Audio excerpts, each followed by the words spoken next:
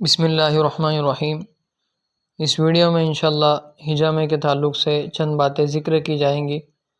سب سے پہلے کہ حجامے کی فضیلت میں رسول اللہ صلی اللہ علیہ وسلم نے کیا باتیں بتائی۔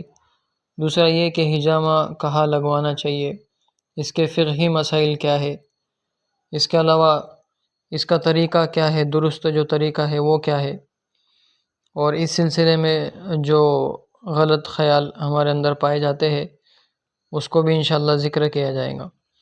تو سب سے پہلی چیز جو یہ ہے کہ اس کی فضیلت میں حضور صلی اللہ علیہ وسلم نے کیا ارشاد فرمایا۔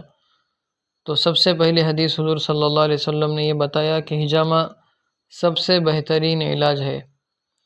پھر جب رسول اللہ صلی اللہ علیہ وسلم معراج کے سفر میں گئے تو جن جن فرشتوں کے پاس سے حضور صلی اللہ علیہ وسلم گزرے تو سب نے آپ کو یہ کہا کہ اپنی امت کو حجامہ کرنے کی تاکید کرے، یعنی خود بھی حجامہ کرے اور امت کو بھی حجامہ کرنے کی یعنی کپنگ کرنے کی ترغیب دے۔ پھر خود حضور صلی اللہ علیہ وسلم بھی حجامہ کرواتے تھے۔ اس کے بعد رسول اللہ صلی اللہ علیہ وسلم نے فرمایا کہ شفا 3 چیزوں میں ہے۔ سب سے پہلے شہد، دوسرا پشنا لگوانا یعنی حجامہ کرنا، تیسرا داغنا یعنی کہیں پہ اگر کچھ ایسا علاج کرنے کی ضرورت پیش آئے جہاں پر داغنے سے علاج ہو، یعنی کسی چیز کو گرم کر کے وہاں پر لگانے سے اس کا علاج ہو، تو اس میں بھی شفا ہے، لیکن حضور صلی اللہ علیہ وسلم نے اس سے منع فرمایا۔ پھر اس کے بارے میں اگر ہم بات کریں تو حجامہ کہاں پر لگوانا چاہیے، تو گردن کی دونوں جانب کی جو پوشیدہ رگیں ہے تو وہاں پر، اور جو کندھے ہے وہاں پر پشنا لگوانا چاہیے۔ رسول اللہ صلی اللہ علیہ وسلم اسی طریقے سے پشنا لگواتے تھے۔ فقہی مسائل کی ہم اگر بات کریں تو رسول اللہ صلی اللہ علیہ وسلم نے روزے کی حالت میں بھی اور احرام کی حالت میں بھی پشنا لگوایا ہے، یعنی یہ دونوں چیزیں ثابت ہے، یعنی پشنا لگوانے سے روزہ بھی نہیں ٹوٹتا اور احرام میں اگر ہو تو وہ احرام بھی نہیں ٹوٹتا۔ پھر حضور صلی اللہ علیہ وسلم کو جو پشنا لگوانے والے صحابی تھے وہ ایک غلام تھے، ان کی کنیت ابو طیبہ ہے اور ان کا نام نافع یا میسرہ ہے۔ یہ حضور صلی اللہ علیہ وسلم کو پشنا لگواتے تھے اور حضور صلی اللہ علیہ وسلم نے انہیں اجرت بھی دی اس کی، یعنی اس کی فیس بھی دی ہے۔ پھر تیسری بات یہ ہے کہ اس کا طریقہ کیا ہے۔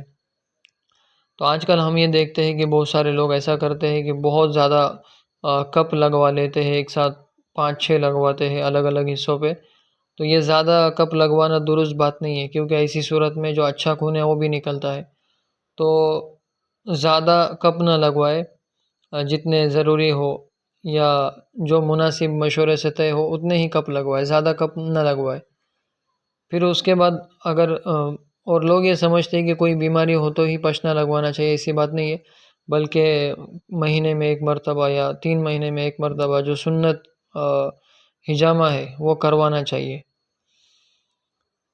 دوسری بات یہ ہے کہ ہم یہ سمجھتے ہیں کہ اگر پشنا ہم لگوائیں گے تو اس سے بہت زیادہ خون نکل جاتا ہے اور انسان کے اندر کمزوری آتی ہے، تو یہ بات بھی غلط ہے۔ ہاں، اگر زیادہ کپ لگوائے جائے تو اس سے کمزوری آتی ہے، لیکن اگر سنت طریقے کے مطابق اور ڈاکٹروں کے رائے مشورے سے اگر پشنا لگوایا جائے تو کوئی کمزوری اس میں نہیں آتی ہے۔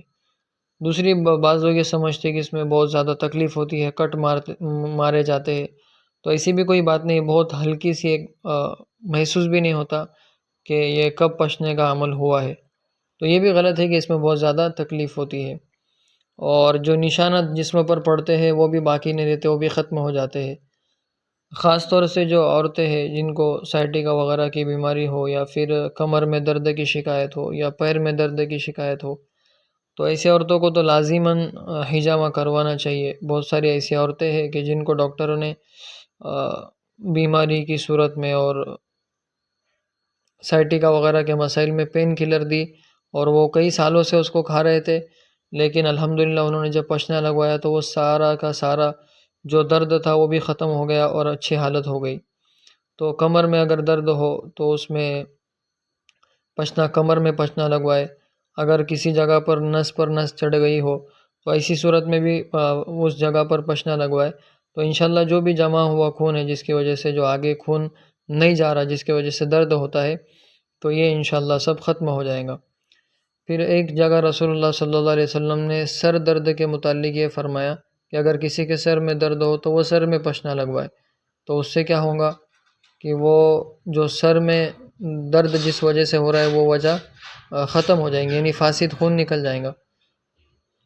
پھر اگر ہم اس کی تاریخوں کی بات کریں کہ کن کن تاریخ میں لگوانا چاہیے، تو اردو کی جو 17 تاریخ ہے یا 19 تاریخ ہے یا 21 تاریخ ہے، یہ 3 تاریخیں حدیث شریف میں ذکر کی گئی ہے۔ اس کے علاوہ بھی اگر کوئی بیچ میں لگوانا چاہتا ہے تو وہ بھی لگا سکتا ہے، اور کسی بھی دن لگوا سکتے ہیں اگر ضرورت ہو تو۔ یہ 3 تاریخیں بطور علامت کے، سنت کے اور یعنی پسندیدہ کے طور پر اس کو ذکر کیا گیا ہے، یہ لازم اور ضروری نہیں ہے۔ تو ہم میں سے ہر ایک کو چاہیے کہ وہ پشنا لگوانے کی کوشش کرے۔